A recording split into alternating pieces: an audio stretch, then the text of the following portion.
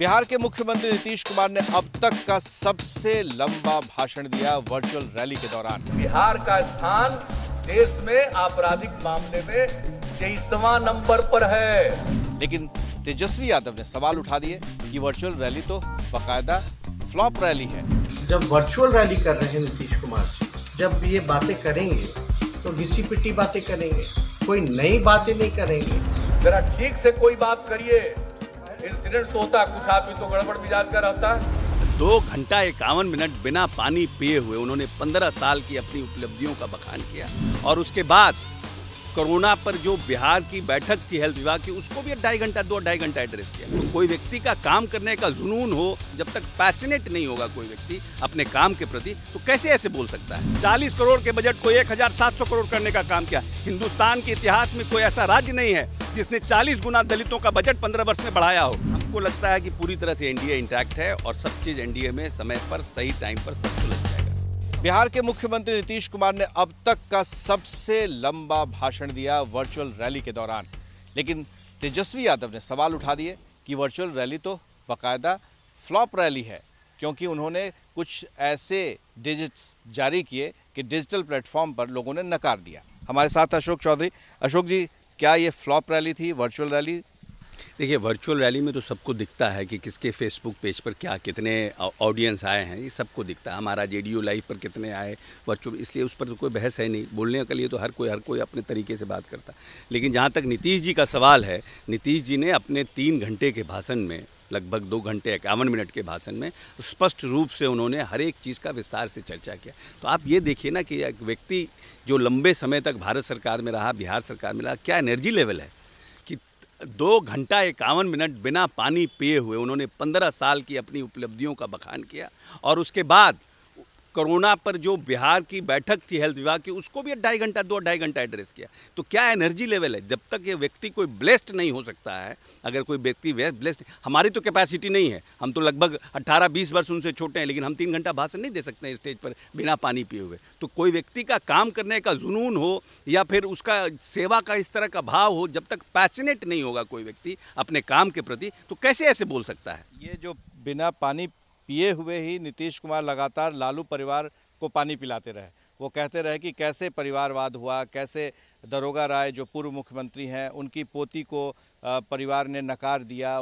ऐश्वर्या के साथ क्या घटनाएं हुई, राम जो यादव हैं वो उनके पोते के बारे में भी उन्होंने जिक्र किया। तो पूरा निशाना ये 15 साल तो था ही, परिवार पर भी रहा। नहीं, परिवार देखिए, हमेशा लोग एजुकेशन और बेरोजगारी पर बात करते हैं एक, और आपका डबल स्टैंडर्ड है ना। एक आपने एक परिवार का, उनका ये मेंशन करना था कि एक परिवार के एक स्थापित परिवार जो पुराना परिवार है, मुख्यमंत्री का परिवार रहा है, उनके परिवार में आपने शादी की और शादी करने के बाद एक पढ़ी लिखी जो दिल्ली यूनिवर्सिटी की लड़की, आपने उनके साथ क्या व्यवहार किया। आप शिक्षा की बात कर रहे हैं और घर में जो शिक्षित महिला ला रहे हैं उसके साथ आपका क्या व्यवहार है, ये उन्होंने कंपेयर किया। उन्होंने तो ये कंपेयर किया ना कि how you are behaving with the people who are educated and you are talking about education, you are talking about unemployment. तो उन्होंने ये कंपेयर किया ना, आपके करनी और कथनी में फर्क है। परिवार सिर्फ आपका है, दूसरे का परिवार के प्रति आपका भाव नहीं है। चाहे वो यादव का ही परिवार हो, चाहे वो पूर्व मुख्यमंत्री का परिवार हो, आपको अपना परिवार अच्छा लगता है, बाकी किसी का परिवार आपको अच्छा नहीं लगता है। उन्होंने ये कहा। ये बताइए कि परिवार की बात कह रहे हैं, तो जिस तरह से चिराग पासवान आपके मुख्यमंत्री को नकार रहे हैं, वो कह रहे हैं कि जेडीयू जहां भी लड़ेगी वहां पर वो उम्मीदवार उतारेंगे, बीजेपी को नहीं करेंगे। तो क्या लग रहा है कि चिराग पासवान सिर्फ नीतीश कुमार के ही खिलाफ वो क्यों इतना आग उगल रहे हैं? देखिए, चिराग पासवान का व्यक्तिगत बयान नहीं है, सूत्र से बयान आ रहा है, कहीं से कुछ बयान दे रहा है, तो हम लोग उस पर रिएक्ट नहीं करेंगे। जब चिराग पासवान खुद बोलेंगे तो फिर जवाब देंगे हम लोग। अदरवाइज सूत्र के हिसाब से कौन क्या बोल रहा है, हम लोग को क्या फर्क पड़ता है। हम लोग को तो लगता है कि सब कुछ ठीक ठाक है, क्योंकि बातें तो आ रही है ना, अखबारों में छप रही हैं, मीडिया में आ रही हैं बातें। अगर वो प्रॉक्सी ही कर रहे हैं, पर्दे के पीछे से ही खेल रहे हैं, तो क्या वो निशाने पर सिर्फ नीतीश कुमार क्यों है? नहीं, देखिए, ऐसा है कि हम ये कह रहे हैं कि अब जब तक चिराग पासवान खुद उनका बयान नहीं आएगा, कुछ ऑफिशियल बयान नहीं देंगे, तब तक हम लोग नहीं रिएक्ट करेंगे। हम लोगों को लगता है तब तक सब कुछ ठीक ठाक है। ये प्रॉक्सी वॉर, कोई कुछ क्या बोलता है, पार्टी का स्पोक्स पर्सन क्या बोलता है, पार्टी का नेता क्या बोलता है, उससे हम लोग क्या फ़र्क पड़ता है। Hardly makes a difference.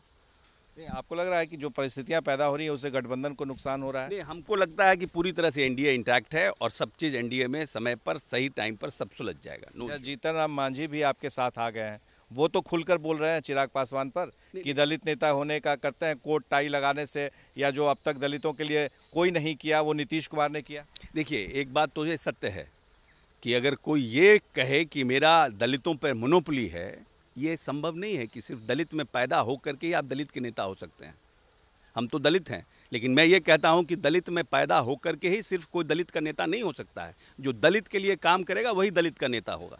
और नीतीश कुमार ने ये 15 वर्ष के अपने कार्यकाल में ये स्थापित किया है। महात्मा गांधी दलित नहीं थे, लेकिन छुआछूत के खिलाफ, इस सामाजिक कुरीति के खिलाफ पूरे देश में उन्होंने अभियान चलाया। तो आज महात्मा गांधी को सब कोई पूछते हैं कि अगर आज हम छुआछूत के खिलाफ अगर परिस्थितियां देश में बनी है तो उसका श्रेय महात्मा गांधी को जाता है। तो 70 साल के आज़ादी के बाद भी इस देश में लोग बड़ी बड़ी बातें कहते थे, हम उनके घरों में दिया जलाने चले हैं जिनके घरों में बरसों से अंधेरा था। क्यों, कौन दिया जलाया? इस घर में जिसके घर में सुअर पाला जाता है, बकरी पाला जाता है, जो काम डोम का काम करते हैं, घरों में बाथरूम का सफाई करते हैं, तार का पेड़ चढ़ते हैं, उनके घरों में आज बिजली किसने लाया? आज एलईडी बल्ब जल रहा है, उनके घर में टीवी चल रहा है, किसने लाया?